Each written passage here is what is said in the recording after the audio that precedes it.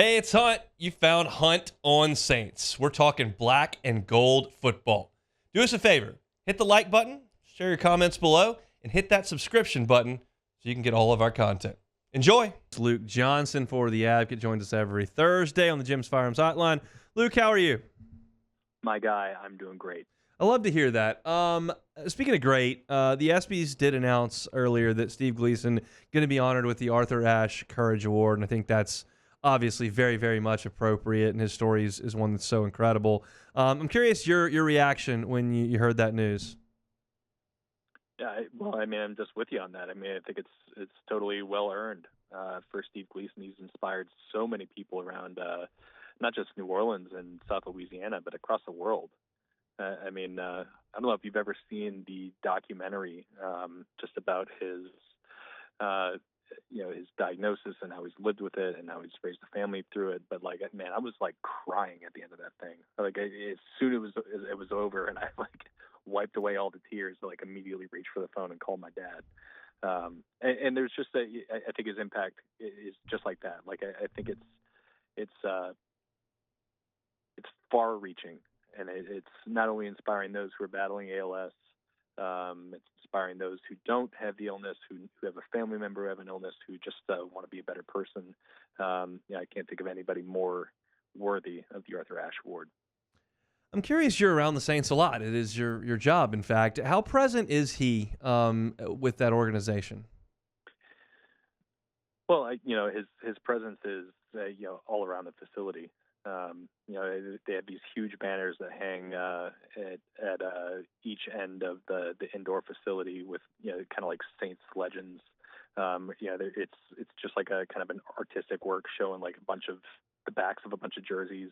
And Gleason is probably one of the 40 guys represented in there, which is I think a pretty big honor for a guy who's mostly a special teams player here. And you see so much more of Steve Gleason around the facility, just like in terms of like the iconography, right? He's a huge part of this franchise. Obviously, like, he is limited as far as what he can do, and with mobility and getting around and being around and speaking to people. But I think he was at like 3 or 4 games last year. One of which was the season opener, and I remember how big a deal it was when Zach Baum blocked a punt with him in the building. So yeah, his physical ability to just like be around is it's hard for him, but like he is definitely like a part of that organization, and he's kind of celebrated there. I think it says a lot that Drew Brees wore the Team Gleason shirt when he was meeting with the media after being inducted into the Saints Hall of Fame. What has Drew had to say about that when he's had the opportunity? It obviously means a lot to him. Yeah, I think Drew has just been very active within that within Steve's organization, and helping promote it, and being a part of it. Obviously they were teammates. Drew was in the building for Steve Gleason's punt block. Yeah, that was Drew's first home game in the Superdome too. I think he recognizes what his platform is and how many people he can reach. So like Steve, obviously has his own, but like Drew recognizes that he can amplify that even more, and I think he's just kind of devoted a lot of his own time, energy, resources to Steve's foundation and the work they do. I mean this in a positive way. I think someone could misconstrue this question and go, well, there's more important stuff than football, and I'm aware of that. But do you think that punt block elevated him to a point where this post-career and the work that Steve Gleason has done since his diagnosis, is the punt block help that? Yeah, I mean, it certainly has. I mean, it's one of the most iconic plays in franchise history. I mean, I think you could put the punt block and the rebirth and everything associated with that right up there with ambush in the Super Bowl. Yeah. It is like he is already entrenched in Saints lore, right? And then obviously he's had to do everything he's dealt with since his diagnosis, which is just kind of added to that. But yeah, like if he was again, qualifying this. If he was just a special teams player, right, like a good special teams player who you made a couple plays and whatnot, it would be different. But like he was directly responsible for like one of the biggest moments in franchise history, and what a lot of people just associate with coming back from Hurricane Katrina. So he was already a beloved figure here, before everything that has transpired since his diagnosis, and it's a big part of it. It's just to kind of put in context. It's like I don't know how much visibility JT Gray has. He's a great special teams player, but I think it's one of those like everything happens for a reason type deals, and you get that visible, and then he's someone strong enough to have this diagnosis and decide I'm not just going to sit in a chair. I'm gonna do something about this, and like I don't know if he has that platform if that doesn't happen. It's just something that I thought about earlier today when I was just kind of thinking about what to say about Steve Gleason's situation. I started thinking, man, that was a big deal for the city at the time, a big deal for the Saints as they were starting to become a really good team. But then all of a sudden, you can look back on it 18 years later and be like, that maybe all of this doesn't happen if it's not for that. Look, there are a lot of people who've done really good work with ALS. There are a lot of former athletes who had ALS who've done a lot of great work through their foundation.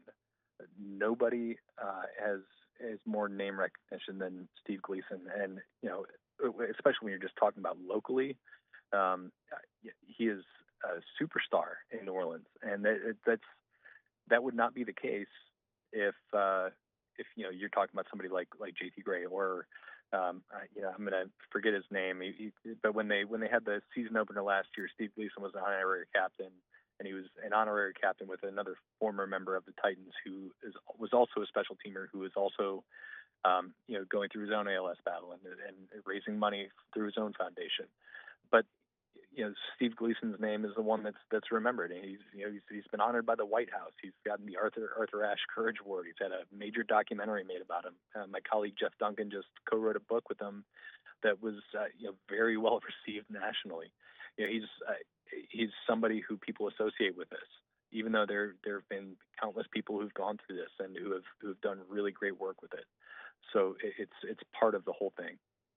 No doubt, and I'll talk to Jeff Duncan coming up at 5 o'clock on AFR for those that want to listen in with that. There's a lot of people that have a lot of perspective on Steve Gleason and his time there, but Jeff, having written that book, is certainly somebody I'm looking very much forward to talking to here coming up in about 3.5 hours. Luke, appreciate a little bit of time. Have a great weekend. We'll talk next week, man. My pleasure, man. Talk to you soon. Luke Johnson, Saints beat reporter for The Advocate, good enough to spend some time with us here on this Thursday when things are pretty slow in Saints land, but as you know, it's an incredible thing to think about Steve Gleason, his life, his journey, his impact, and what he's meant to the Saints organization and to the city of New Orleans, and even more so to those that are helping raise awareness and money for ALS, because he was as I qualified it earlier with Luke, I don't mean this in a negative way. I mean this in a positive way to say, like, if Drew Brees or Deuce McAllister was fighting this battle, everyone would immediately know who that was and understand the mission that was behind it. Steve Gleason was a nondescript player before he blocked that punt. He was just a nice special teams piece. And he blocks that punt, and it's a top 3 or 4 moment in the history of the franchise. And then he gets dealt this hand, and he has played it as well as admirably as anyone could possibly play it. And I just wonder, the things happen for a reason thing. That's a pretty powerful reason to have a guy elevate to that status and then to take up this battle and to fight as admirably as he's had. It's very, very cool stuff. Hey, it's on. Thanks for watching Hunt on Saints. Before you leave, help us out a little bit. Hit that like button, leave your comments in the section below, and hit that subscribe button so you get all our content right here from Hunt on Saints. We'll see you next time.